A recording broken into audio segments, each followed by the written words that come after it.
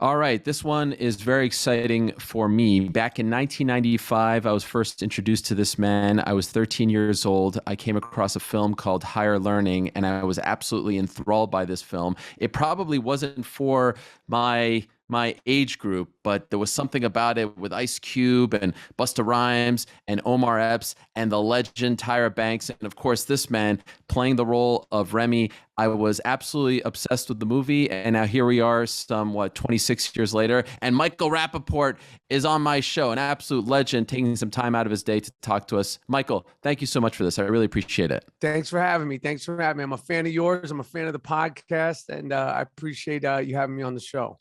A lot to talk to you about. I have to say, I think if I can break down the fourth wall for a second, I think the first time we spoke was just a couple of months ago. I do believe you slid into my DMs, and which you've been known to do. And I have to say, I'm a huge Howard Stern fan as well, in addition to Higher Learning. And you asked me, I think, a question about the Jake Paul fight, if memory serves me correct. And I immediately tell my brother, you will have no idea. My brother's a huge Stern fan as well, David. Look who just wrote to me. Michael freaking Rapaport just wrote to me. And so let me ask you, Mike, what's your beef with Jake Paul and Logan Paul? Why don't you like these guys? Because you were pretty anti the Paul brothers going into that fight against Tyron Woodley. Well, it's not personal. No, I know. But, as you see on my walls here, you see Sugar Ray Robinson, there, Ali's underneath him. I'm a huge boxing fan. I'm a huge fan of sports, but specifically boxing first, and I've learned to, like everybody, in the last 15, 20 years, love UFC. And I have such a respect for professional athletes, and I have such a respect for talking about boxing. And I just think that they're belittling the sport. They're belittling the come up. They're belittling what every single other fighter has had to go through. Literally every single other fighter has had to go through, to the benefit of themselves. I watch them. I'm entertained by the fights. I've yet to see an outcome that I'm really happy with. I thought Tyron was gonna beat the shit out of Jake Paul. I don't know if is the rematch happening? You have the inside scoop. It's not happening. I mean, it seems like we're moving in the direction of Tommy Fury, who's the half brother of Tyson Fury. I don't know if you've seen him. I've seen him. You're a big reality fan. You may have seen Love Island. He was on that show. I've seen him. It looks like that's going to happen. These guys keep calling themselves boxers and they're real fighters and comparing themselves to this one and that one. Like, fight someone your age, fight someone your weight class, fight someone with a little bit more experience than you. That's, like, be a boxer. Cut the bullshit. Because the really thing is, like, you could Instagram, you could talk all that slick, shit all you want, but cut the crap, man. Because we're as boxing fans, like, you might fool the little YouTubers that are your age or younger, but if you're a boxing fan, we know what the deal is. Fight. You guys keep saying you're real fighters. Fight someone that's the same weight as you and the same age as you and has the same, if not more, experience than you, and we'll see what's Gucci. So that's what it is. I've so many fighters that I've loved. They wound up broke, they wound up beaten, they wound up taken advantage of, and just the grind. I just think that they're exploiting the sport, and I'm participating in it because I'm day one. As soon as those pay-per-views go up, I'm day one. Now, if this Larry Paul versus Mike Tyson things happens. Yeah. I'm watching it day one, and I'm hoping that he gets his. I want them to get their comeuppance, and I don't know, like, what the obsession is like with older men. Like, Larry Paul's like 25 years old.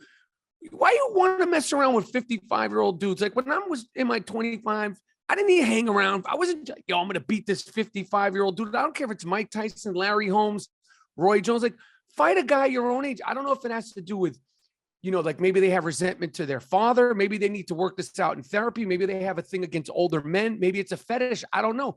But I'm just hoping that Mike Tyson, has the stamina, to knock the crap out of this guy. And then he'll go, oh, well, I lost to Mike Tyson. Yeah, you lost to Mike Tyson. Go back to doing, videos, man, because you're not a fighter. You're not a boxer. So. Okay, so we don't know about the Tyson thing. Jake Tommy Fury, they're around the same age, same skill level. Fury coming from a fighting family. I would presume that would be a little more enticing in terms of what you're saying here. But let me ask you, the guys on their cards making a lot more money. How much more money? A lot, like $25,000. No, like a couple $100,000. Oh, you mean the Tommy Fury and the Tyron Woodley? Not only them, but the other people who are fighting on their card are getting a bigger spotlight on them because it's a Jake Paul fight. Yeah, so legit boxers are benefiting from the fact that Jake Paul is fighting on a card. That's why he's not taking someone's spot. Like what I always say is, if Master P would have made, the Raptors back in the day, if you remember that, he was taking one of 15 spots. This guy's not taking someone's spots. If anything, he is just giving opportunities to other people who may not get the love. Amanda Serrano, who's from the Bronx, she's getting an opportunity to fight. She's one of the best pound for pound fighters on the planet because she's fighting on the co-main event of a Jake Paul fight. You see what I'm saying? No, I get it. And he's made it clear that he's made it clear, because he doesn't do anything without telling anybody, like his charity and all this stuff. And he's made it clear that the people on the undercards have made more money. How much more money? Let's say the last Jake Paul fight, there was 4 undercards and all those fighters got $25,000 more than they ever would have gotten before. Let's say 25. So what does that come out of his pocket? $100,000? It's good that they got the $25,000 more, but this is not life-changing money. I'm saying I'm not talking about whether I know these people are performers. I know that Jake and Larry Paul are probably good guys. They're fun it's guys. Logan, right? Is Larry a bit? What is his name? Logan Paul. I didn't know if you're doing that on purpose or not. No. I'm sorry. Logan Paul. If I'm sure they're good guys. 99.9% of the people in sports are all good guys. Entertainers are all good people. But just as far as a boxer, listen, you root for, whether it's football, when Tom Brady played for the Patriots, I wanted them to get their ass kicked by the Giants. When it's, basketball, I wanted the Celtics to lose to the Lakers. This is sports. Right. So when this guy's like, people are hating and all that stuff, it's sports, homie, and you're easy to not like. So when you watch sports, you have a winner and you have a loser. You have a hero and you have somebody you don't want to watch. You don't want to win. It could be as simple as, the Green Bay Packers versus the Minnesota Vikings. Like, that's just the nature of sports. And if you don't like it, continue to win. And if you continue to win, you'll keep people like me shut up. But I have a feeling when he gets punched in his face, a few good times by a real boxer, this they'll be on to another thing. And God bless them. They're making money hand over fist. So this isn't actually really like a fighting podcast. I can ask you a lot more about fighting, yes, but I do want to ask you about other things Move as well. on. And I heard you on a podcast recently, and you're like, I don't want this is my life. It's annoying. You go on these podcasts, they want to talk about when you were 7 years old, 8 years old. You're like, you don't want that. And so I'm not going to do this is your life. But could we start? Can we start with higher learning? Like whatever you want. I'm a fan of yours. I can't remember which one it was, but every podcast are like assholes. So everyone has one. So but I was excited to come in here. So no, I know you do a lot. You do a lot, and I appreciate it. Higher learning to me was so great. Yes. And what fascinated me about it after I read more about it was you're Jewish. Full Jew. Yes, and you played a neo-Nazi. Yes. Mentally, what was that like for you? To be honest, it was exciting to have an opportunity to play that kind of part. I was 24 years old, and as an actor, especially when you're a young actor, you want to have all the opportunities to do things that are different than the way you are, because you want to prove you're the next Robert De Niro, and you want to prove you're the next Al Pacino, and you want to prove you're the next, Dustin Hoffman. So it didn't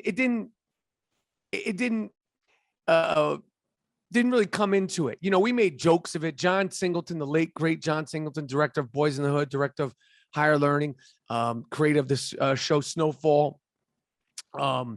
We made jokes about it. The other actor, great actor who played the other skinhead, Cole Hauser, he's also Jewish. So we made jokes about it, but really it excited me, just the opportunity to do something that was different, to play a character that was so different for me, to understand the mindset and the isolation and the sort of, the shyness and the vulnerability of the character. That's really what I focused on.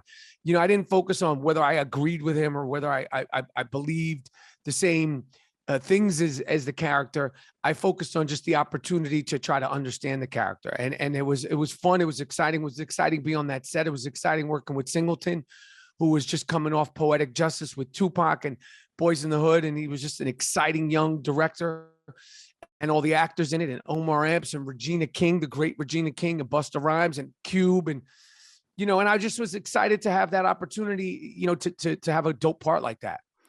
So no moral dilemma from you or your family, like no one, because for me, when I find out that, when I was a kid, I went to Jewish school. It's like the swastika. I mean, you had to feel a certain way about that. It made you feel very uncomfortable. You didn't have a moral dilemma about any of that. I didn't have a moral dilemma about playing the part. No, I mean, personally, I did, but on like, it's acting, and as much as we get into it and all that stuff, I was saying, N-word this and, N-word, all kinds of crazy stuff. And, I never wanted anyone on the set to think that was real. It's just pretend, it's Sure. pretend. It's all make believe. And,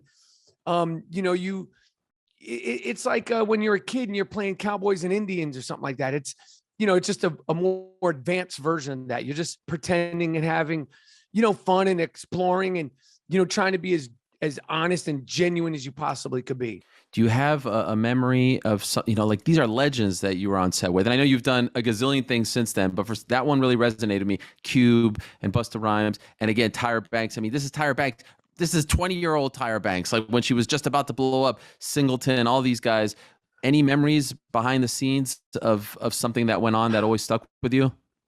Well, there's a few of them, but I could tell you one that is a fun one because it brings in not just the set, it brings in hip hop. So I believe it was 1994. We were shooting the movie, and there was such anticipation about Nas's first record, Illmatic, coming out. And, I was sort of isolated. I was hanging out by myself, trying to keep, my space to myself, and and the rest of the actors, the black actors were kind of doing their thing, and then the skinheads were doing their thing. And I just was kind of, because my character was so isolated, I was by myself.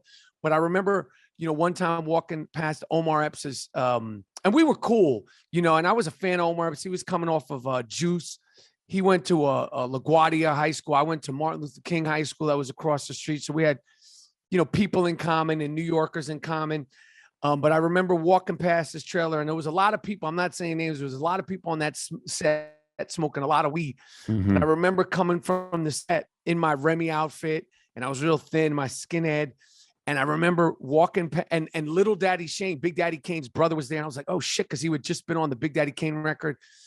And I remember walking past Omar's trailer. We talked about this on my podcast, and Omar was playing before it came out. This is before bootlegs and internet and all that stuff. He was playing the Nas song "Life's a Bitch," and I remember hearing it.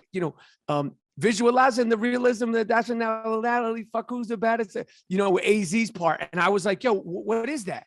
He was like, it's Illmatic, that's Nas. And I was like, oh shit, how the fuck did you get that? And he was like, yeah, he didn't really tell me. He wanted to tell me the whole story, years later. But I remember just like, because I wanted to be in that trailer, right, hanging out, listening to Nas's shit before it came out. So that was one of, many stories. I mean, I just was so excited to work with Cube. I was such a fan of his, and auditioning for the part, John Singleton was like, you need to do all this shit with Cube, and Cube would read the different roles, and he was like, call him all this, and, say all this N-word this, and you fucking this, and you fucking that. And, this is not like Home Alone Ice Cube. This is still right. Ice Cube with the cracked tooth. And, I'm like, this is like NWA, America's Most Wanted Cube. And I just was such a fan. But, I know as an actor, you just have to, go, hard body. And I did that. But I just was so excited to be around Busta Rhymes. I mean, all those guys, and Regina King, who I've always loved, who's still a friend of mine. And it was just an exciting time. And, you're young, and, everything is sort of new. 24, I was just very, you're young, man, young. And it was just a great opportunity. And I was very excited. I thought I was doing something cool. You were. Last thing on this, when's the last time you watched the movie? And I'm wondering how you feel about it, 26 years later, because it's amazing how much hasn't changed. And yeah, in a weird way, how much it actually predicted, because a lot of things, shooting on campus and things like that, a lot of things weren't common back then that became common. Yeah. I mean, I haven't watched the whole thing. I've caught pieces of it on cable when it pops up. I'll watch a scene or watch a couple of scenes. And, it's hard to watch it as a movie when you see it like that, because you're like, oh, yeah, I remember that day. And, oh, yeah, it was freezing when we were doing that. Or, God damn, look how skinny I was. Or, Jesus Christ, I'm old, But, yeah, I mean, I think, some of the criticism of the film at the time is that they thought it might be a little over the top. But, I mean, he really was on to something, John, and it was very honest. And a lot of things haven't changed, and a lot of things have gotten better, but a lot of things have not gotten better, and in some ways have gotten worse. I think in regards to race relations and the way we get along and don't get along, it's like 2 steps forward, 3 steps backwards, and then 6 steps forward, 2 steps backwards.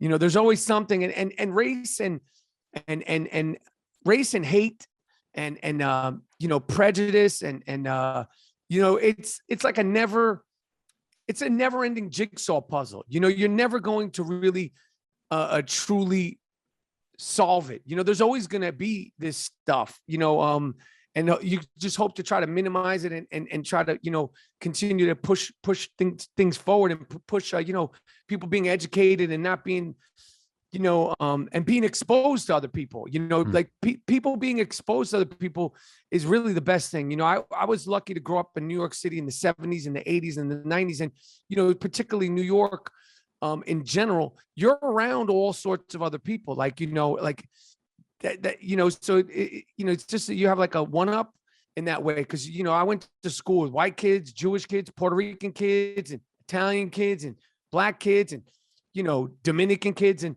that kind of just, you get a little head start on if you're growing up that way. Of course, it starts in the house, but anyway, that's get a little heavy handed, but. No, I get it. And I mean, you've had a legendary career, award-winning actor, podcast host. Shout out to I Am Rapaport Stereo, author, fantasy football guru. I mean, you've done a little bit of everything. Guru. Don't just sweep that past. Okay, yeah, no, Ariel, you are a guru. Please, because you just like, you're throwing that in like, oh, fantasy football guru, like it may be a joke. Like I come and I play fantasy football to win and dominate. I don't come to play games. By the way, would you go ahead? Go ahead. No, I was going to say, when you say fantasy football guru, you act like I just made that up. No, I went and I got that, like the button says fantasy football guru. I didn't go to the store and have it made, sir. With all due respect. I haven't played fantasy football in 16 years. My neighbors essentially forced me to play this season. And I think you would hate me because I've been told that this was really bad etiquette on my part. Let me know what you think of this. I'm a huge Buffalo Bills fan. I had to go cold turkey. Well, why do you? I mean, New York's only football team. Okay, please go on. I'm already not liking where this is going because I feel like the purity and the respect for the game is in jeopardy. But please go on, sir. Huge Buffalo Bills fan. Yes. That's all I like to watch. I'm not a red zone guy. I like to watch my Bills. And when they have a bye week like they did last week, I wasn't watching. Anyway, so I said, fine, I'll join your team. And this is what I did. You did what? I only drafted Bills players. Is that bad? And how's that working out for you? Not good, because last week was week 7 bye week, and I scored 5 points. Right. But I want to root for my guys. I don't want to root for like Travis Kelce. I don't care about these guys. Is that bad form? Like, do they secretly hate me? Secretly? I don't even know anybody in that league. And I can tell you for sure they hate you, and they hate you aloud. Maybe they're nice and they're being too nice. Maybe they were happy to have a big hotshot broadcaster in their league. If it was me, I'd kick you right out on the spot. That's why. Me. And I do it with all due respect. I'd still hang out with you. I'd kick you right out on the spot because you're not playing to win. You're not in it to win it. You're in here playing games. You're a grown man. You got the goatee. You got all sorts of books that you may or may not read. I don't know if that's a green screen behind you, but I'd kick you right out on the spot. I'd be like, no, what do you think this is? This is not like a 7-year-old birthday party. You're a grown man, Ariel. But what about the fact that if the Bills end up being as good as we all expect them to be, more often than not, they're going to win games and have good performances. What's your record so far? What has it been? 7. I think I'm 1-6. 1-6. Yeah. And you're talking about if, coulda, shoulda, woulda. I mean, that was the line of thinking. The line of thinking was I could still root for my guy, but it didn't work out. Are you from Buffalo? No, I'm from Montreal. And I grew up in the 90s, and back before there was Red Zone and Sunday Ticket, the NBC game that we would always get back when O.J. Simpson was the sideline reporter. You remember that? were the Bills in the early Got 90s. you. So I rooted for those guys. Those are my guys. All I right? have no problem with the Buffalo Bills. I mean, I'm a Giants fan, so you know how we get down wide right, Sure. hashtag That's wide right. right. But I That's like right. the Bills. I got Jumbo Josh Allen as my quarterback on my fantasy football team. So do I.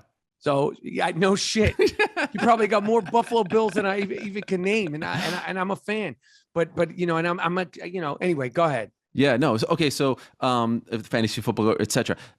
What I wanted to ask you was doing this. I mean, we kind of went in a different direction, but I'll come back to it here. The fantasy football stuff with the Howard Stern show, which is just incredible content. It's unbelievable. As a New Yorker who I'm assuming grew up listening to Howard, and I think Howard Stern is the greatest broadcaster of my lifetime and the greatest interviewer of my lifetime. Take away all the hijinks and whatnot, like straight one-on-one. There's no one better. He breaks it down unlike any other. Is that surreal for you that you're a character now on the Howard Stern show as a New Yorker? 100%. And my persona and performance and input on the Howard Stern show is to never be taken seriously. I don't take myself seriously when I'm on there. I don't, you know, I go on there for the fun. I go on there to be a part of the chaos, not watch the chaos. Mm-hmm. So as a fan, I watch and listen to the chaos, but I don't call in there with, I know everything about the Howard Stern show. I'm a super fan. I want to be a part of the circus. And I have no, you know, sometimes there's bumps and bruises to that. My wife doesn't like it, but it's for me, because sometimes, you know, things have gotten close to the edge and she doesn't like it. And I mean, who really likes Baba fucking Big Tooth Bowie? I mean, honestly, you're a fan. Who likes that horse tooth jackass? So as far as being a part of it and you know, to me, the culture of the Stern show is chaos. Like when I was a kid, you know, a teenager, I'd say, you know, you'd hear it in delis and bodegas, you know, you didn't know really when it was on. You hear it in the cab or you hear it like, you know, you just would catch it. And the thing that always stuck out to me was, is this real? Like, they're screaming, they're yelling. And if I'm going to be a part of the Stern show in any way, I want to be a part of the screaming and the yelling. I don't want to be like looking at it. I want to be actually in the show. So I love it. I'm a fan of you know, his, and I'm a fan of, you know, the show. And I love, you know, being a part of the fantasy football league. And right now I think I'm in 3rd or 4th place, but I'll make the playoffs and be making a run for the title this year once again. So I feel like we have a lot in common here because of Stern, Jewish, you know, I've lived in New York for a long time and whatnot. The other thing is the New York Knicks. And I actually understand where you're coming. So I need to get some clarity first. Okay. I'm Knicks were my favorite team. 90s Knicks. Patrick Ewing was my favorite athlete. I would have done unspeakable things for Patrick Ewing back in the day. I adored this man. Okay. Charles Oakley, John Stark. I mean, I cried when they would lose. Are you a Knicks fan or not? Yes, I'm a Knicks fan. I'll always be a Knicks fan. You know, the thing is that I was so frustrated as a Knicks, and I was so frustrated as a Knicks fan from however many years after 2000, 2001. And it wasn't just the losing. You know, I could deal with losing. You know, I'm a Giants fan. You know, even though we have Super Bowls, you know, it's not losing. It's the way we were losing. And then and I was resistant to the whole James Dolan thing. I was resistant to it for a long time. I was like, what do you mean by resistant? I just hating on him? Hating on him and thinking he was the problem for a long time. Like, I don't have a timeline, but I was like, it has nothing to do with the owner, you know, just like, you know, Patriots family, they go, you know, Robert Kraft this, or, you know, Mark Davis this. I was never one of these people like George Steinbrenner. I was never one of these people. Like, they have nothing to do with it. But then when I started getting a little bit more information and started to see the cycles and started to sniff around more, I was like, this guy really is a part of the problem, you know. And for years I would get free tickets to the games because I'm a huge star. Yes. I mean, huge. And you know, I was told, you know, if you say certain things, you know what it was when I was doing when the garden was eating 30 for 30 for 30. Tremendous. It took a year and a half of my life to do on the 1970-73 Knicks. So am I a Knicks fan? Yeah, I'm a Knicks fan. But I started to learn and hear and understand more things. And, you know, one of the things that really disgusted me was when I found out that James Dolan had fired Marv Albert the voice of the New York Knicks, for giving constructive criticism about the team. Not they suck, he sucks. Giving constructive criticism. He fired Marv Albert, and I was like, Marv Albert was a ball boy in the old Garden. You're firing Marv Albert? You know, you have a talk with Marv Albert, and you don't fire Marv Albert.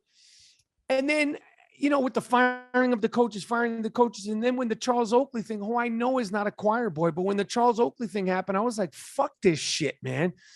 And I know it was just a spur of the moment thing. It was a terrible incident, but you figure it out, James Dolan. You figure it the fuck out. And that's when I was like, fuck my tickets. Fuck James Dolan. He's throwing fans out. And I never said I don't like the Knicks. I said I can't support James Dolan. I can't support the Knicks. I didn't even say I can't support him. I said I'm not going to keep my mouth shut. But because I'm a public person, and you know all the politics of things you could say on certain networks, things you can't say, things you could say to be remain friendly with certain leagues, and things you can't say. I was just like, fuck it, man. I'm not gonna, you know, be some celebrity fan and kiss ass for these courtside seats. To watch what? I'd rather watch Cats on Broadway. I'd rather watch Netflix and chill. I'm not sitting here, you know, oh, the Knicks are great when James Dolan's. I was like, fuck this guy. And so that's how that whole thing got sort of taken out of context. And then, you know, people say to me, like, I go to basketball games all over the country. Mm-hmm. And I'm so fortunate to do it. I've been to, Miami Heat games. I sit on the court. I've been to Utah Jazz games, sit on the court, Indiana Pacers games, the Vancouver Grizzlies, the Toronto Raptors, Lakers, Clippers. You know, when you go to these games, you're a friend of that team. Doesn't mean I don't love the Knicks. It's like, yo, this team hooked me up. So if they ask me to get on their teleprompter, I'm happy to do it. I'm humbly happy to do it, because what a blessing to be such a basketball fan. You put me on the wood. You want to take a photo with me with a, you know, Utah Jazz hat. Doesn't mean I'm not a Knicks fan. For sure. And I understand, just to be clear, I understand where you're coming from. I see you getting a lot of hate from people who say, you denounce the Knicks, you can't come back on. You do this all. And this drives me nuts, actually, because I grew up a Knicks fan like you. And when they traded Porzingis, I did tweet. I said, today's my last day as a Knicks fan. I can't take it anymore. Now, we come to find out a lot more behind the scenes. But in that moment, after all the crap with Phil Jackson, I said, enough, I can't take this. Now, literally 24 hours later, I said, you know what? I slept on it. KD's coming. Kyrie's coming. Of course, we know that they didn't come, but they sold us on this. Okay, I'm back. People still throw that tweet in my face and say, you can't come back. Who the F are you to tell me who can't come back? And I see people saying this. Yeah. That's what drives me nuts. I'm like, who are you? Like, you want to do Nick? I made 30 for 30 on the 1970-73 Knicks. I was at the Garden before you were born. I was at the Garden when they were smoking weed, where there was no security. You know, like, there should be a statue for me, because I'm the only one with a public platform as big as the one I have, to say, fuck this shit. I'm not supporting this team anymore. I should be heralded. You know, I gave up those tickets. I gave up that connection with the Knicks. Because I'm a real fan. That's what a real fan does. Because I rest assured, those people you sitting courtside, they ain't gonna tell you what they really feel, but they'll talk about it behind closed doors. I should be, when I walk the streets around Madison Square Garden, like, they should be throwing rose petals at my feet, because I kept it so real. Okay, but what about when you go to the Nets game, when you tweet the picture like you did on Sunday? Are you just trying to piss them off? Are you trying to troll them? Because then it gets when it becomes Brooklyn, New York. Then I understand at the Jazz game, I understand at the Laker game, but when it's the Net game and with everything, do you think Willis Reed, if he came to New York and the Brooklyn Nets invited him, they sent him a car? That's not how I was at the game Sunday. But if you think Willis Reed was in New York City and it was an off night, and the Brooklyn Nets said, we would love to have you at Barclays, Willis Reed, you're a New York and an NBA legend, you think Willis Reed wouldn't go to the game? You think those dummies on Twitter, those idiot diehard Knicks fans, wouldn't sit courtside for a Brooklyn Nets game? They would sit there. They would go, if they could go in the building for free, let alone on the wood, they would sit there. If they said you got to sit there naked, they'd go, okay. If they said you got to sit there naked and eat peanut butter and jelly sandwiches, these dummies on Twitter would be eating peanut butter and jelly sandwiches naked at the Barclays. So these guys are, you know, this social media stuff, you deal with it, I deal. These are these are dingbats. These are not real fans. I don't even know if they're in America. They could be Russian robots. Who knows? Russia. Was that your first net game since the whole thing with KD? Yes, that's why I tweeted that out. Okay. Understood. Did you talk to him, make eye contact with him? Was there any sort of interaction? We didn't talk, but he was very well aware that I was there as soon as he came on the court. How do you know that? Well, because he looked right at me. Okay. Did he nod his head? No, I just had my Robert De Niro from Heat face on. It was like, you were ready. I'm just looking at him like so that. No acknowledgement. No acknowledgement, and I definitely spooked him into 38 points. So I really feel like my presence there, he could have had 40. Who knows? He could have had 50. He only had 38 points. So I definitely think my presence there affected him. I know you've talked about it ad nauseum, but could you just tell us where do things stand? Because this was a surreal thing to see play out. He gets fined, the DMs and all. It was crazy. Was there a behind the scenes conversation, a sort of meeting of the mind? Like, where do things stand at this juncture between you two? I mean, listen, I didn't know him really before the whole thing. In my opinion, he got what he deserved. He shouldn't have been talking the way he was talking to me. Rappers are putting each other's text messages. Kanye and this one and Kanye and that one, they're putting each other's text messages out all the time. It didn't offend any. This thing just, for some reason, took on a life of its own. And it was surreal because if I could do it again, knowing that the life of its own it would have taken, I wouldn't have done it. But at the time, he was disrespectful. He was offensive. It had been going on for 3 or 4 months. And I'm like, you're not, and he's like, we're playing. I don't say to people, when I see you, I'm going to spit in your face. Like, he wasn't playing. He was talking stupid. And, the whole thing, it really got crazy. I don't care about his fine because, we all know how much money he makes. And, and you shouldn't be acting like that. You shouldn't be talking like that. And, it was crazy, but as far as I'm concerned, it's done with. I mean, there's nothing really else to. So you haven't talked behind the scenes to clear the air? No. Okay. No. Wait. So when you say you kind of like in retrospect regret it, I thought it was because of the fine. What do you regret then, if not the fine? Just the sort of life of its own it took. I didn't like the negativity of the whole thing, and my mother didn't like it, and my wife didn't like it, and I didn't like it. And I'm all for banter and shit talking and stirring things up. But it's just, and then there was like, is it racial? Is it homophobic? I was like, this is way beyond anything I had even imagined. Like, this is going like, it was all over the world. It was world news. This is crazy. And speaking of social media, you're very active there. You're somewhat of a lightning rod. You're must-see TV over there, if that makes sense. And I think it all started with Charlottesville. Yes. You had a rant that went viral. Here's what I'm wondering. As you know, social media can be somewhat intoxicating and you could become addicted to it. Mm-hmm. When things are happening, especially somewhat out of your lane, politics and race and all this stuff, does it become almost exhausting? Man, I got to talk about this. I got to talk about this. I got to make a video. Like, now, is it starting to feel like a job that you have to weigh in on all this stuff and become a little too much and not as fun as it once was? Mm-hmm. The social stuff and the politics and the race stuff, no, and then the pandemic. I mean, I was so, the last 4 or 5 years, I was so just sort of shocked at what's going on. And I'm not a political person. I've learned a lot about it in the last 5 or 6 years. I had never spoken on politics up until Charlottesville, never. And, it didn't take any of the fun away from me. If anything, it gave me an outlet. It's like, for me, social media, the videos that people see that are more seriously toned, it's like an outlet. It's like a diary. And it's crazy because so many people, literally every single day, everywhere I go, no matter where I am traveling, it doesn't matter. People will come up to me and they'll say, thank you so much for the videos you did about this. Thank you so much for the videos you did about that, for speaking on this, for saying what, I wanted to say. I appreciate it. And I never imagined that. And that was never my agenda. And it still isn't my agenda. The videos will just happen. Like, I'll be thinking about something and then I'll just be like, I just do it. And they're all one take. It's not like they're curated or thought out or, written or contrived. It's just, Charlotte's for you. Jews will not replace. Jews will not. What are you crazy?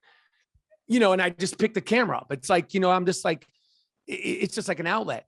As far as the more lighthearted stuff, the sports stuff, that's just I'm a fan. I am just a fan. I've never tried to be a analyst. I've never tried to be Marv Albert. I never tried to do what you do. My sports takes are just as a fan, and they're never supposed to be taken literally. I feel like if you pay attention, I always poke fun at myself in the rants and all that stuff, even with the social media stuff. I mean, even with the political stuff, I always would poke fun at myself, but it gets lost because people are hearing, and people are not used to necessarily seeing an actor or familiar face, fuck this, fuck that. Most people in the public eye, they don't speak that way. So I think the mix of things make it kind of like, so it is what it is. And it's continued to take on a life of its own. And I'm happy about it. And, when something, it feels like it's not right to me, I say something. Any you wish you could take back? You're like, in retrospect. The only one is the Durant one, just because of the life it took on its own, not because of it hurt his feeling, just because the life it took on of its own. There's been tweets that I wish I had reworded because they've been misconstrued, but not the sentiment. Like, I've never had any real problems with videos. It's when I tweet things, a word could be, or the tone isn't there, and I feel like you're hearing it the way I'm thinking it, and it's not. It's just the written word. So, but in general, I nothing off the top of my head. Being a comic in 2021 as opposed to, say, 2005, 2004, is it different? Is the gig different now? Do you have to worry about certain things? You don't want to get in trouble, cancel this, that. Do you feel like the mentality and the crowd is different in this day and age as opposed to when you started? Well, I think the crowd and the mentality is right now, it's probably at an all-time high because of the Chappelle stuff. I feel like it's been brewing for the last 3 or 4 years. I think for the most part, when people go out to comedy clubs, they go out for a good time. But I think sometimes it's not even the comic, fans and people in the crowd are scared to laugh at things. You could see them like, like look around, like, is it okay to laugh at things? It's very different.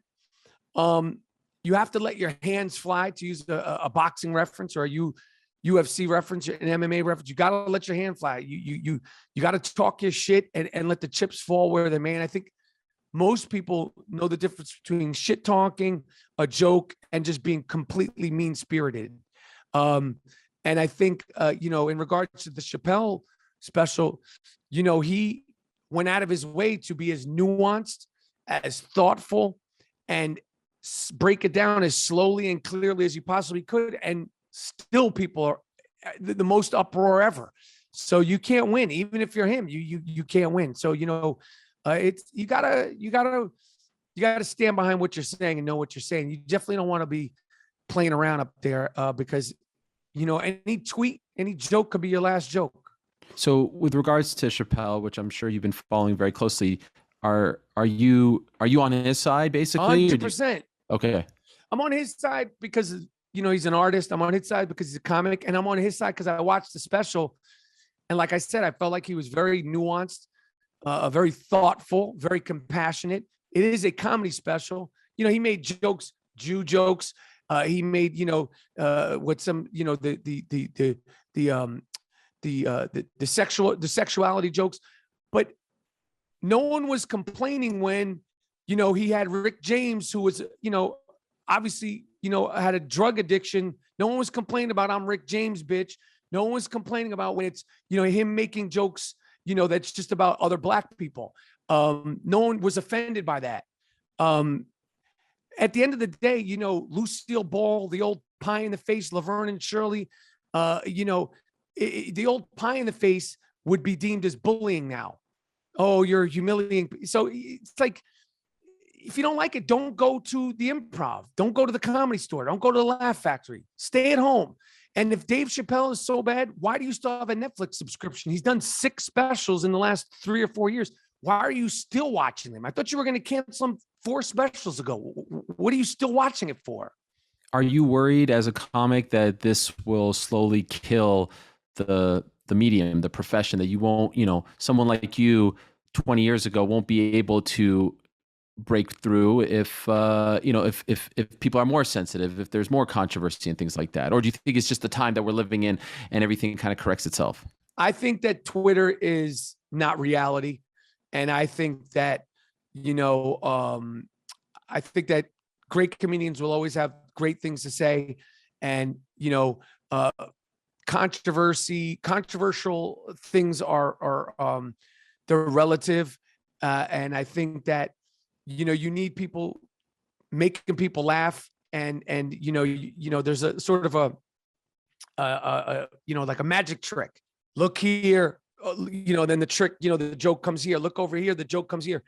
And, I don't know, my thing is, if you don't like comedy, you don't like Dave Chappelle, you don't like me, you don't like anybody else, if you're too sensitive, watch Dora the Explorer.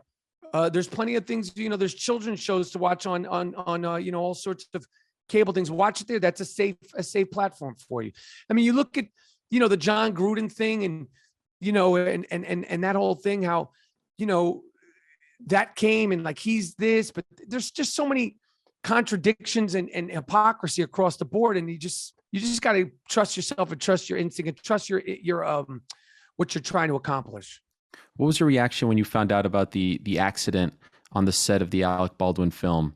I know this has happened before. This is a pretty high profile case, but you've been on a gazillion sets. What was your reaction to that? My reaction to the Alec Baldwin tragedy is that a woman, a mother, a wife, was accidentally killed on a make-believe movie set with what is supposed to be a make-believe guns shooting make-believe bullets. And the shock of what she probably thought when it happened, what everybody around her thought when it happened, and when her family found out what happened. It's unfathomable, knowing those circumstances and being on sets and shooting guns, that something like this could happen. It's a terrible, terrible, terrible real life accident that happened in a place that's all make believe. And the fact that some people have politicized it and turn it into a gun thing, and Alec Baldwin got what he's deserved, is disgusting to me. And the horror and the anguish that the woman's family is going to go through for the rest of their life, and what Alec Baldwin must be feeling, it's a tragedy. It's a terrible, terrible accident and a tragedy. And I don't know how it happened. I don't read these gossip or the rumor this, rumor that. It doesn't matter. It happened. Obviously, it only matters in how to make sure it never happens again. But I just was like, Jesus, how could this happen? How could this happen? But I know that it was an accident, and a nightmare, like a nightmare accident. Have you ever been on a set where not a life-threatening one, but have you seen some crazy stuff like that? I mean, close to that, injuries, things of that nature? I've seen injuries during fights. Yeah. I've seen, it's injuries during fights, but I've never seen anybody intentionally do it. I've hit people. I've gotten hit. Omar Epps, hit me one time. It's accident. Yo, you sorry? Accident. Yeah. I've seen mostly with the stunts. I seen one thing, Nick Cage accidentally. When I was doing this movie called Kiss of Death with Nicolas Cage and David Caruso, he was doing a stunt and a guy banged his. Scary, but the guy, fortunately, was back on set a few days later. It's accidents, a workplace accident. This is a workplace tragedy. Mm-hmm. And it should not be made light of, belittled, or anything like that, because somebody died. A mother, a wife, a person with a daughter, a friend died in what was supposed to be a make-believe gun with blanks and dummy rounds on a fake Western. Alec Baldwin's not a cowboy. I think it was a cowboy. He's not a cowboy. He's an actor with actors and cameras and lights and people getting you cranberry juice. It's fake. So it's terrible what happened. Did you buy your mom's apartment? Is that the apartment that you live in now in New York City? No, no, I didn't buy my mother's apartment. I've had this apartment for like since I've been a young adult. Okay, so but I read a New York Times profile of you where that's kind of how it was painted, that you like bought your parents or your mom's apartment and that's the apartment that you live in. Did I get that wrong, or maybe they got that wrong? That's not all. Well, that's not the reality. We've always had this apartment. I've actually just moved back to New York. I got rid of my place in LA. Like I've always kept a place in LA and New Hmm. York. So now I'm full time back in New York. We're doing some other things here on the East Coast, which I don't even want to get into yet, as far as moving and where we're living and all that. But Okay, okay. I'm happy to be back in New York full time. I was just curious about like living as an adult now, 51 years old, in the place where you grew up. Is that wild, or? I Well, it's mean, the neighborhood that I grew up, because okay, okay, yeah, the neighborhood that I grew up. No, I love it. I live on the east side of Manhattan, and the thing that I love the most about the east side of Manhattan, number one, is Central Park. Number two is Carl Schultz Park, and number three, the east side is not trendy. And where I live, it doesn't change. There's no ebbs and flows. It really just kind of stays the same. So that's the thing that I really like about the neighborhood that I live in Manhattan, is that it's very sort of, it just stays the same. And there's no hoopla. It just is the same. And I like that. And it's very New York over here. what are you most proud of in terms of what you've accomplished? A piece of work, a film, a TV show.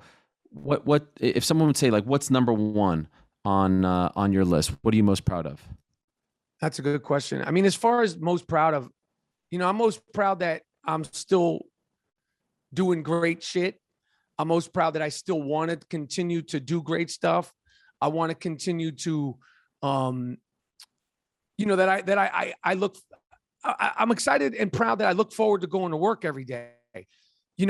Specifically, the movie roles, it's not up to me, to decide what people like. I've had so many great opportunities and so many great times working with heroes and Robert De Niro and Spike Lee and Woody Allen and, John Singleton and, and the Tribe Called Quest documentary was an honor to make, a huge honor. The 30 for Fantastic. 30 was an honor. I'm happy that I'm selling out, on tour all across the country. That's huge, but it's not just one thing, it's really just that after 30 years that I'm still so excited about what I'm doing. That's for me the thing I'm most proud of, and I look forward to going to work 99.9% of the time when I have to go to work, no matter what I'm doing, whether it's a podcast or whatever it is. That's to me is success. If that kid 30 years ago who moved from New York to LA to chase his dream, if he would have been told about everything that would have happened, about the successes, about the shows, about the awards, about the recognition, would he have believed this, or have you exceeded your own expectations? Nah, he would have believed it. He would have definitely believed it. I got a lot more to accomplish and a lot more to do. I would have believed it. When I was 19 or 20, I was so fucking cocky. I would have definitely believed it. I thought I was going to be the next Eddie Murphy. So I got leather suits to get and Rolls Royces and gaudy houses with bowling alleys in them. And until I get my house with my bowling alley in it, I won't stop. So what is the thing out there that has eluded you, the role, or maybe the guy, the director to work with, or what is there? I mean, at this point, you look at your, of course, the next one can win an award and you want to maybe win an Oscar or something like that. But like, what is that thing that keeps you going? What's that dream? That's a good question. I mean, there's always directors and actors I want to work with. I have to figure out a way to work with Martin Scorsese when it's right. There's been a couple of things that have come up. It hasn't been the right thing. There's directors, there's actors. I want to direct a film. I want to continue to, just always act. I want to continue to kick ass on my podcast. I want to do a comedy special in the next year, which I'm sniffing around doing. I'll do it when I'm ready. And I want a comedy special to be special. It's so many platforms that people like. I put out my special, and sometimes they're not very special. So I'm such a fan of the genre and the medium, and such a fan of comedians that when I do it, I want it to be great and supersede what people might think it might be. Do all this shit, like I love talking to people like that. I'm a fan of yours. I love going on the sports shows. When I go on Skip and Shannon, like I'm hyped to go on Skip and Shannon.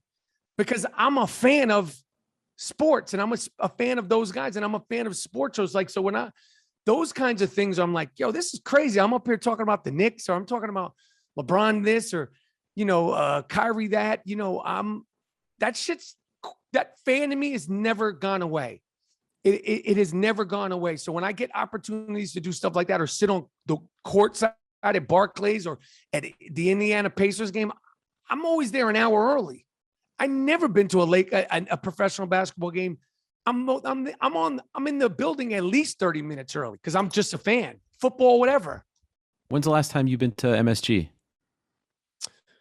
I was at MSG for the Jorge Nate Diaz fight. Oh, wow. Okay. You were there. So, and how'd you get tickets? I'm, friend of Dana's. You and Dana are friends. Yeah, we're not like best buddies, but Dana's cool with me. You don't share the same types of ideologies, but we do. The thing about politics, who cares? Right? Who gives a shit? Mm-hmm. At the end of the day, people, because I come on so strong about the politics, that don't mean I don't have friends that are Trump supporters. That don't mean that just because I can't stand Trump doesn't mean I don't like a lot of the Republican things. I don't agree with every single thing that the Democrats do.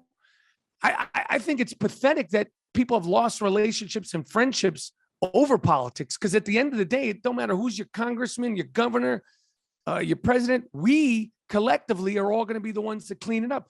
So, I watch all of it. I think that, I watch Fox News. I watch, Tucker Carlson. I watch Ben Shapiro. I watch CNN. I watch all of them. And I have things I like and don't like about all of these people. And I'm not like, I think because I went so hard after the former administration that people think that I'm just like one of these wacky whacks. I'm not one of these wacky whacks. Like I'm more somewhere in the middle somewhere. Like I wouldn't even say I'm in the middle. I skirt around there is no middle.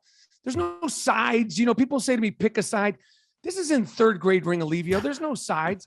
I'll vote for who I want to vote for year and election after election. So it's not about, things have gotten so nuts in the last 5 years that people, I think, have taken these sides, and you can't, it's like religion. It's like, you can't disavow your side. It's not my thing. When's the last time you went to a Knick game? Knick game's been a minute. When's the last time? Do you remember? Shit. The Knicks. When was it had to be before the Oakley thing. What year was the Oakley thing? I don't know. Oakley thing, I believe, was 2017 off the top of my head. 2017. It's been 2017, 2016, probably 2016, maybe that season. I'd have to look at I think that season. But I was like, bye-bye. I went on TV the next morning. Done. This is your Bye-bye. call. This is your call. You don't want to go. It's not like you're banned from going. You don't want to go. Oh, no, I'm not getting tickets. What I said sure. got me from not getting tickets, but I knew what I was saying would not get me tickets. And I was very conscious of that. But I was disgusted by the way it was handled, the way it continues to be handled. And I say it again, I know Charles is not a choir boy, but the way it was handled, you wouldn't see that. You wouldn't see the Boston Celtics, they would figure out a way to get, Jerry Seasting or, one of these, ML Carr. They'd figure out a way to get him out of the building without an incident, or the owner would move away. You wouldn't see that happen in Indiana with, one of the Davis boys. Only in New York would that happen. Only in Madison Square Garden with James Dolan would that happen. So, my wife said to me the other day, she goes, I can't believe you fucked up our Knicks tickets. We're finally back in New York all the time. I go, I'm glad I fucked up our Knicks tickets. I could speak freely about the Knicks. And just remember, Knicks fans out there, they fired Marv Albert. So now that they're good, you go, since you're such big Knicks fans, wear your James Dolan sucks shirt into the arena and see how it goes for you. Please do it. All you Knicks fans, I love the Knicks. Wear James Dolan sucks t-shirt into the garden and see how long you get before you get thrown out. You were probably a Knicks fan. I mean, you were definitely a Knicks fan more than most of these people. Now that they are good. Yeah, now that they're good. Is it bother? Like, you're like, man, I want to go watch Julius. I want to go watch Obi Toppin. I got 82 inches of good love over there, man. My TV's It's fine. I'll see the Knicks play on the road. I don't miss anything going to the Garden for Knicks games, to be totally honest with you. Like, Fair. if they had somebody, I'm happy. I've never not wanted the Knicks to do well. When I disavowed the Knicks, I was never like, I want them to suck. It was just, I can't support this person anymore because he's not supporting us. Right.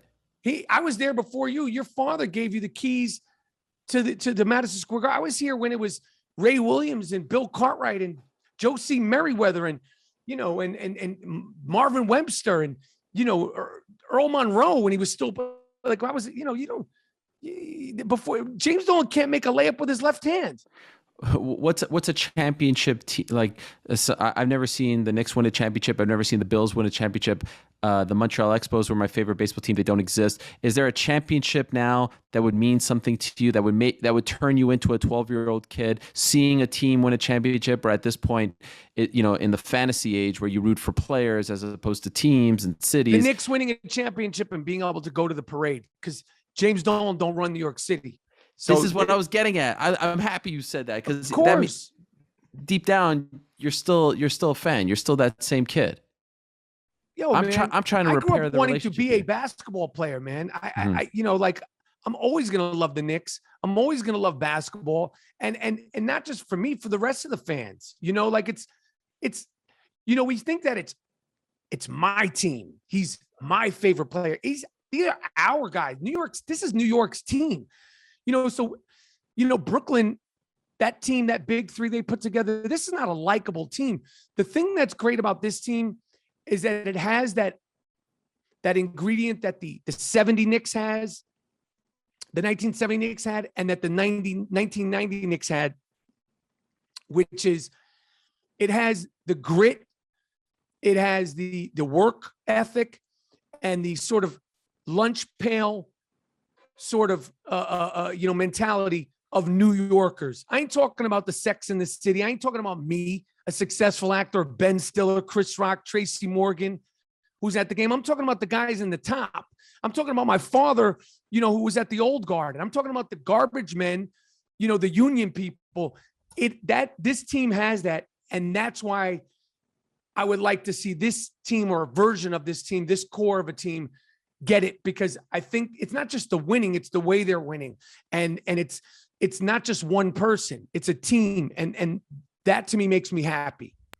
Last thing for you. Do you think in our lifetime, you're a little bit older than I am. I ain't that much older. Hey, I 39. look fucking great. You look fantastic. Look at my skin. You lost some weight. You lost some weight, right? Yeah, I lost some weight, and look at my skin, Ariel. Look at it, how beautiful it is. It's fantastic. I heard you say recently you cut the coffee that led to losing Yes. weight. But is it just because you put a lot of sugar in your coffee? Because coffee doesn't have a lot of calories. You know what it was? No, it wasn't the sugar. It's the inflammation. As a Jew, and I don't want to get sidetracked with inflammation. This is like a SNL Sure. skit. Sure. Jews with inflammation, but it was the inflammation. My wife is laughing because she was like, "Who is the guy?" I said, "He's a good." I'm excited to talk to him. She's like, "This sounds like the worst interview ever." You're talking about your bowel movements. What's going on? Inflammation of Jews, but there's the coffee and eating better. But the coffee, I definitely think was the inflammation. For me, it's not so much weight. It's like a bloatedness. But now you look, you see the jawline. You see, you're like, oh, is that Matt Dillon? No, it's me, Michael Rapaport. You're like, wait a second, is that Timothy Chalamet? No, it's just me. Will the Knicks win in our lifetime? And stuff? Will the Knicks win what? In our lifetime, are they going to freaking win? Am I going to get to see this, or do you think as long as Dolan is owner, it's never going to happen? No, Dolan is out of the picture now. He finally did something smart and got the fuck out of the picture. He hired basketball people. He got rid of Steve Mills. This is another one. Fucking Steve Mills was there. You think Steve Mills will ever be hired in the NBA? He was there for 20 years. Mm-hmm. No disrespect to Steve Mills, but 20 fucking years Steve Mills was there. He'll never have a job in the NBA. He'll never be brought up or considered to have another job in the NBA. And these dummies on it, I'm the only one who went on TV and said it. So, yes, I do think they're going to win it. And I think this iteration, this core of guys that we have, and Tom Thibodeau will get us a championship in the next 5 years. Oh my, really? 5 years? Listen, if it don't happen in the next 5 years, Julius Randle's bye-bye. Like he he's young, but he's in his prime the next 5 years. But he's not going to be the guy that we need. We need another guy. Right. But we don't need a guy we're not going to do this, New York, this Los Angeles Laker, Brooklyn Nets shit. See, like the Milwaukee Bucks, they earned that. Whether you could say, oh, they were injured, it's like, that's a team. The Golden State Warriors, it's a team. Now they have ridiculous stars, but they drafted them. You want to earn it. You want to go through some hardships. You don't want to just, we're going to get together in the hopes of winning a championship. There's no crying in that. Like, let's say the Nets won the championship last year. Who's going to shed a tear? What did they go through? There's no, those moments of Kobe in the locker room or Michael Jordan crying or those iconic moments, I think back to the 70 Knicks of those guys pouring champagne because they went through something. So this team right here with this core group of people, if they got in the next 3-4 years, they go, we put the fucking work in to get this championship. And that's going back to the Jake Paul thing. It's like, you put the work in, it sucks. Failure sucks and disappointment sucks. But when it turns around, you're crying. It's not that you're on Instagram, talking shit like Jake Paul or one of these guys. You want to pour that champagne to cover the tears. And that'll happen if this Knicks team wins. What a freaking pro. You tied together the first question to the last question, Knicks, Jake Paul, man. Everything they say about you is true, Mike. This was an absolute honor for me. I could talk to you for another hour on higher learning alone, but I will let you go. You've got some couple big shows coming up here. You're going to San Francisco, 5th, 6th. You're doing stand-up. You're back in New York City, 11, 12, 13. People can get tickets. MichaelRapaport.com, correct? MichaelRapaportComedy.com for all the tickets. And I'm on tour the rest of the year heading into 2022. And I'm looking forward to it. The shows have been great. And I can't wait to meet you in person. Let me ask you a question. What's the next big UFC fight that you're pumped up about? Well, actually, November 6th at the Garden is another big one. Kamaru Usman against Colby Covington. I have a feeling you're not a big Colby Covington fan. If you know about, he got that MAGA jaw last time. He's gonna get his ass. I'm in San Francisco, the 5th and the 6th. That's right. I had already checked the calendar because, listen, the Garden. There's nothing. The world's most famous arena, and we could talk about this place and that place. The thing about Madison Square Garden, then I'll let you go. No. It has all its history intact. Yes, they've revamped it a little bit, but when Kamaru Usman is standing in the middle of that arena to fight Colby, when Julius Randle comes out, the history of Here Comes Willis is in that arena. That's the same building that Ali fought Frazier for 15 rounds in. That's the same building that John F. Kennedy spoke in, that Elton John performed in, that Billy Joel performed in, that the Rangers won the championships. No other major arena has that. The Staples is they've done great things, but that's not the Forum. The Boston Garden is gone. Chicago Stadium is gone. Madison Square Garden is the only place with all its history intact. And when I was at that, this is not even New York guys. When I was at that Jorge Nick Diaz fight, there's nothing like being at Nate Diaz fight. There's nothing like an event in Madison Square Garden. Oh my God. You had The Rock coming out. It was a scene. It was an absolute scene. The BMF title. This is going to be a great scene. So that's one that I'm looking forward to. Actually, this weekend, there's a great one, UFC 267 with 2 title fights on the card. But the one I'm really looking forward to is 268, December 11th. Jorge returns against Leon Edwards, the guy that he gave the 3-piece of soda to backstage. And then Francis Ngannou, who is a freaking superhero. He's returning January 22nd. There's a lot to like in the world of MMA. There's a lot going on. So I love how much you know, and I have so much respect for your knowledge and understanding of UFC, and also when you were doing NBA. But I'm just a fan of yours, and thanks, I appreciate you having me on the pod, man. That means a lot. I'd love to meet you in person. Good luck with the shows in a couple of weeks, starting with San Francisco and then New York the following week. Michael Rapaport Comedy. I Am Rapaport Stereo Podcast. Fantasy Football Guru Howard Stern Show. Why do you say it? You say fantasy football and then you say guru. Like you're a professional. I like JD. I'm a JD guy. But why do you say fantasy football guru? Like you slip that in like you don't want to say guru. I would appreciate you to enunciate it the way you enunciate everything else, Ariel. Please. Please, the sir. bit with the dinner and who paid for what with you and JD. I mean, I literally had to park the car and just I was crying of laughter. It was fantastic Good. stuff. So Good. It's all fun and laughs on the Stern Show, yes. no matter how crazy it gets. Well done, my man. Thank you for doing this. I really appreciate it. Anytime. And continued success. I appreciate it, Ariel.